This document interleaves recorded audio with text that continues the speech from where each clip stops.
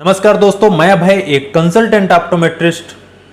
जैसा कि आप सब जानते हैं कि आँख का सबसे इम्पॉर्टेंट हिस्सा होता है हमारी आँख का पर्दा, जिसे हम रेटिना बोलते हैं। तो आज हम इस वीडियो में रेटिना से ही जुड़ी एक समस्या के बारे में डिस्कस करने वाले हैं, जिसका नाम है मैकुलर एडिमा।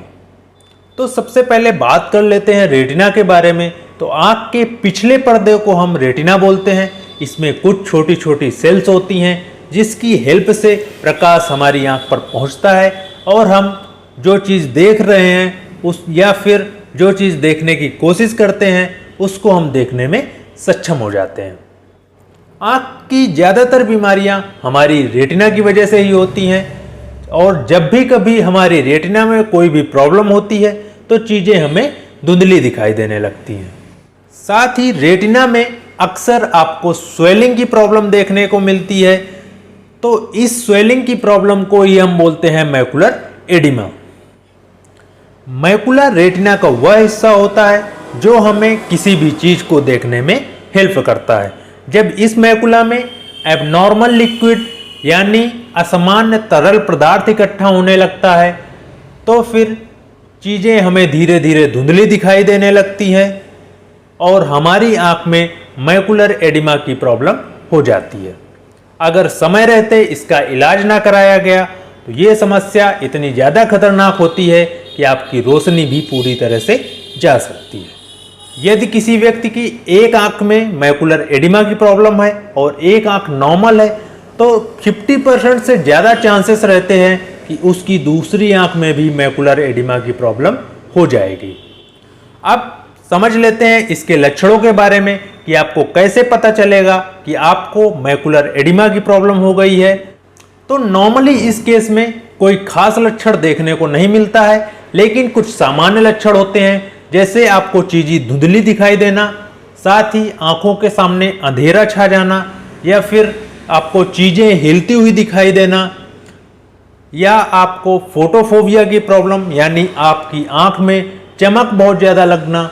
इस तरह के लक्षण आपको इस केस में देखने में मिलते हैं। अब समझते हैं इसके कारणों के बारे में कि किन कारणों की वजह से आपको मैकुलर एडिमा की प्रॉब्लम हो जाती है। तो ज़्यादातर ये प्रॉब्लम डायबिटिक पेशेंटों में होती है। साथ ही यदि आपकी एज ज़्यादा है, आप ज़्यादा एज के पेशेंट हैं, तो भी आपको ये समस्या हो जाती है। एक कंडीशन और होती है कि ये प्रॉब्लम आपको हेरिडेटरी भी हो सकती है। तो इन तीन वजह से आपको ज़्यादातर मैकुलर एडिमा यानी आँख में स्वेलिंग की प्रॉब्लम हो जाती है। कुछ और भी कारण हो सकते हैं जिसकी वजह से आपको मैकुलर एडिमा की प्रॉब्लम हो जाती है, जैसे दवा के साइड इफ़ेक्ट की वजह से, या फिर आपके आँख में किसी तरह का ट्यूमर हो गया, आपके मैकुला में छेद है, या फिर आपका किसी भी तरह का ऑपरेशन हुआ है, उसकी वजह से भी आपके आँख के पर्दे में स्वेलिंग आ सकती है।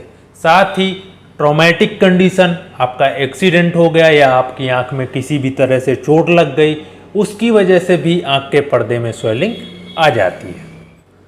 अब मैकुलर एडिमा का पता लगाने के लिए कुछ टेस्ट भी किए जाते हैं। उनमें से आपका OCT, ऑप्टिकल कोहेरेंस टोमोग्राफी, या फिर FFA, फंडस फ्लोरेसेंस एंजियोग्राफी।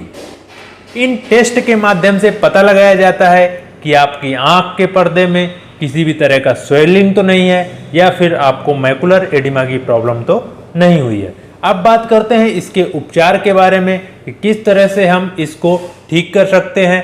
तो अगर समय रहते इसका उपचार हो गया तो आपकी ये समस्या पूरी तरह से ठीक हो जाती है। तो इसके उपचार में डॉक्टर आपको NSAID ड्रॉप यानी non steroidal anti inflammatory drop या फिर कुछ स्टेरॉइड ड्रॉप भी दे सकते हैं। साथ ही कुछ इंजेक्शन आते हैं जिनको हम IVI इंजेक्शन बोलते हैं, इंट्रावेंट्रियल इंजेक्शन। साथ ही लेजर द्वारा भी इसका उपचार किया जाता है और जो मैकुला में स्वेलिंग आ गई है उसको कम करने की कोशिश की जाती है। लास्ट ऑप्शन आपका सर्जरी होता है। हम सर्जरी करके मैकुलर एडिमा को ठीक कर सकते हैं। तो अगर समय रहते इसका ट्रीटमेंट हो गया तो हम इस समस्या से बच सकते हैं और हमारी रोशनी पूरी की पूरी बनी रहती है। उम्मीद है आपको जानकारी अच्छी लगी होगी। Thank you.